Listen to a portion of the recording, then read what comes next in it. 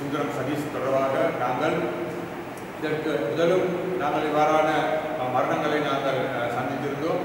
இதற்கு முதல் தொடர்ந்து 6 மரணங்கள் இந்த சிறைச்சாலைக்குள்ளே ஏற்பட்டிருக்கின்றது.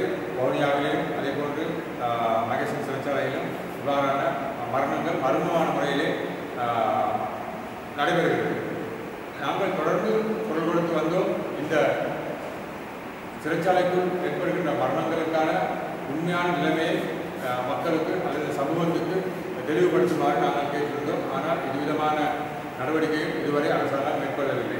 எமது முழுமையான கோரிக்கையாக இருந்தது அரசியல் கைதிகள் அனைவரையும் விடுதலை செய்ய வேண்டும் என்ற கோரிக்கையை நாங்கள் முன்வைத்து எங்கள் போராட்டங்களை நாங்கள் எடுத்து வந்தோம்.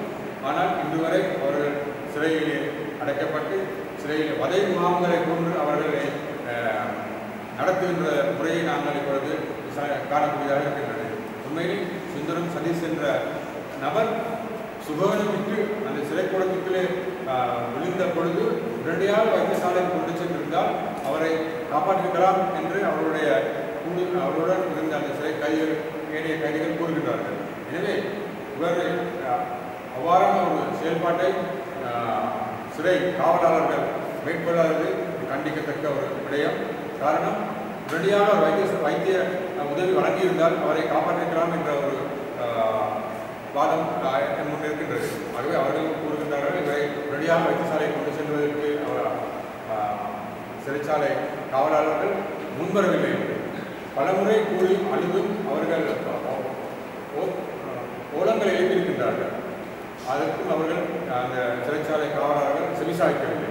எனவே நமக்கு இருக்கின்ற பிரச்சனை என்னவென்றால், கடந்த கால அரசியல் நிலைப்பாட்டிலே பல அரசியல் தலைவர்கள் சந்தேக நபர்களாக கைது செய்யப்பட்டு சிறைக்கூடத்திலே வைத்திருந்த பொழுது அவர்களுக்கு வைத்திய பரிசோதனைக்காக தனியான அறை கொடுத்து வைத்தியசாலையிலே அவர்கள் கைதியாக தடுத்து வைக்கப்பட்டிருக்கிறார். வைத்தியசாலையிலே சுகபோக வாழ்க்கை வாழ்ந்து கொண்டு சந்தேக நபர்கள் கொண்ட ஒரு நிலையை அவர்கள் இந்த மக்களை காட்டுகிறார்கள்.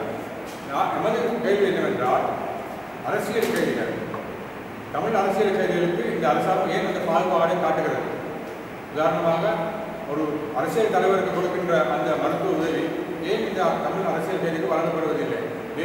நேற்றைய முன்தினம் ஒரு அரசியல் கைதி, விடுதலை புலிகள் சந்தேக நபர் என்ற அரசியல் கைதி தனக்கு சுகவீனம் இருப்பதாகவும் எனக்கு வைத்திய உதவி தருமாறும்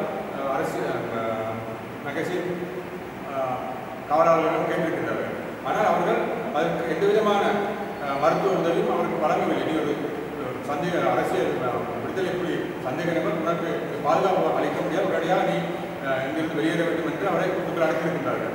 இப்போ அவரும் அழைகின்றார், தனக்கும் இதே மாதிரியான ஒரு நிலை ஏற்படும். எனவே உடனடியாக இதை அரசாங்கத்தின் கவனத்தை கொண்டு வந்து அல்லது சிறைச்சாலை ஆணையாளர் கவனத்தை கொண்டு வந்து எம்மை பாதுகாக்குமாறு அவர்கள் கேட்கின்றார்கள். எனவே தான் நாங்கள் கூறுகின்றோம், இந்த அரசியல் கைதிகளை உடனடியாக விடுதலை செய்வதற்கான அனைத்து நடவடிக்கை